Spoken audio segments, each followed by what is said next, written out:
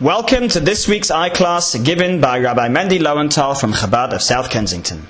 In this iClass, we will look at some facts from the story in this week's Torah portion. Then, we will look at some mystical facts and questions and answers, and together they will complete a circle of information. Okay, so here goes. This week's Torah portion is Shelach, and it talks about the spies. Yesterday, I decided to read the story in the Torah. I read from a print that did not have any footnotes, commentaries, or explanations. I read just the plain story. I took some notes of things that stuck out at me, and here they are. Moses sends spies. They are Nesiim. They're leaders. We read their names. Moses asks them to see what is the land. Is it a strong land or is it a weak land? Is it a good land or is it bad? Is it fortified? Is it not fortified? Is it fat? Is it thin? Are there trees or are there no trees? And then Moses tells them to take some fruit. They go and they bring fruit. They show the fruit to the people and they proceed to answer the original questions that Moses sent them to find out. They said that the land is a nice land. It's Zavat Chalav Udvash. It's flowing with milk and honey. And it's a strong land. And it's fortified. And there are giants. Caleb says we can conquer the land. And the spies say we can't. The people cry. They say we want to go back to Egypt. But Yeshua and Caleb maintain that the land is a good land. Ma'od, ma'od. It's a very good land. Okay. The spies were sent on a fact-finding mission to find out certain details about the land. Is it nice? Is it strong? Etc. They came back and they answered the question saying that the land is nice and it's strong. They told the truth. They did what they were supposed to. So it's interesting then that at this point Caleb jumped in to tell everyone we can conquer the land. Who said anything about not being able to conquer the land? It almost sounds as if they were arguing all the way back on this point, and it was already a point of tension.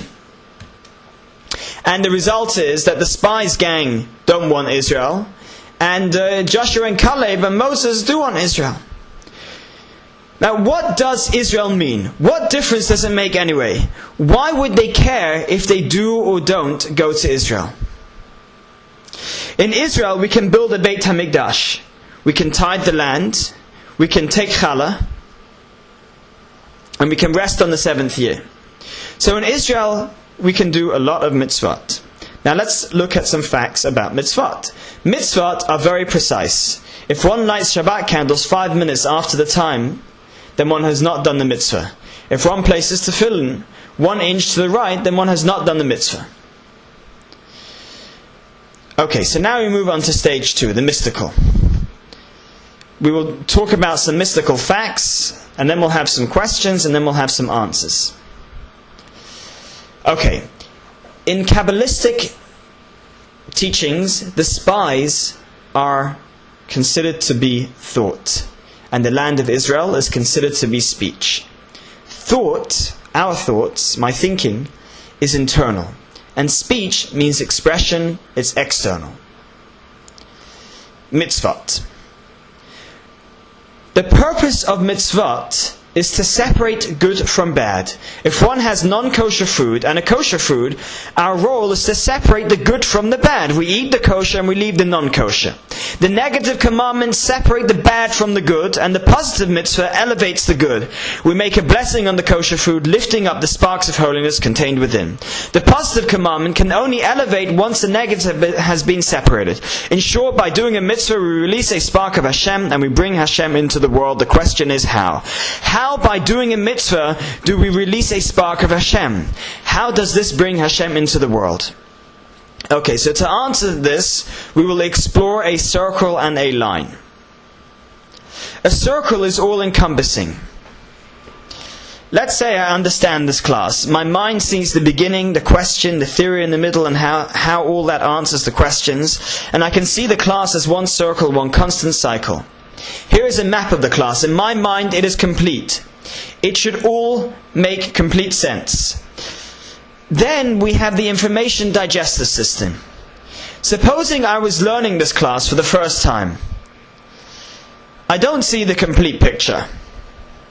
I need to digest each new piece of information one by one.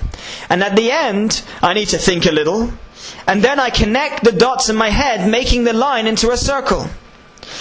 Okay, so this is talking iClass and learning. Now let's talk about Hashem and creation. Before Hashem created the world, He saw a circle. There was the unlimited potential for existence. The world and its creatures, time, the beginning, the end of time, Mashiach, exile, everything was just one complete circle. It is all good and it makes sense. But then Hashem needs to create the world. He needs to contract this infinite light. He can't give us the whole circle as one and one chunk, because we will not be able to digest it. He needs to give it to us in the line format. He needs to give us each bit of history as a digestible piece. Please God, when Mashiach comes, we will see how it all fits together as one complete circle. Now, the contraction started from the circle. At the top in the circle, it is all good. But at the bottom of the scale, the contraction allows space for negativity. As we digest each bit of history, we can encounter mundane and sometimes even evil. Now, we know that the contraction is really divine. We know that it comes from the circle. And the amazing thing is that by us knowing that things are really good or divine, that can have an effect on the mundane reality of life. Our thoughts can reveal that the mundane in this world is really divine. As an example, this can be understood in similar terms to the concept of collective consciousness. You can look it up on Wikipedia. There is an interesting study where a group of people thinking certain thoughts had an effect on the suicide rate in the US and Canada. Basically, our thoughts can affect reality. So here's the process. Our knowledge and meditation that the mundane in this world is really holy, those thoughts release the holiness that is contained within the mundane, and it actually transforms the mundane from being mundane, and it makes it holy. And this has a domino effect, causing Hashem to release the contraction from His end, making the world that much more spiritual and beautiful. And here's a little chart of the chain reaction. Now, Israel is a land that is flowing with milk and honey. According to some Kabbalistic interpretations, milk and honey represent a very high voltage of spiritual energy. The Holy Land has a higher spiritual turnover. Therefore, most of the mitzvot can only be done in Israel. Okay. So now here we have a bit from the Talmud. So getting back to the spies, here we have a bit from the Talmud. The Talmud says that Abraham studied in yeshiva. The Talmud also says that he kept the whole Torah. And not only did he keep the whole Torah, but the Talmud goes even further to say that Abraham kept even the rabbinic mitzvot, the rabbinic commandments. Now, how could Abraham have kept all the mitzvot if he did not even have a Beit HaMikdash? He did not even have a temple. The answer, he kept the mitzvot in his mind. He went through that whole thought process, knowing that the mundane is really divine, etc., etc., etc. Now the spies said, let's keep the Torah in our mind. Abraham didn't need to build a temple, and he still did all the spiritual energy stuff. He was fine. The spies said, let's do the same. But Moses disagreed. Here's another bit from the Talmud where it discusses Moses.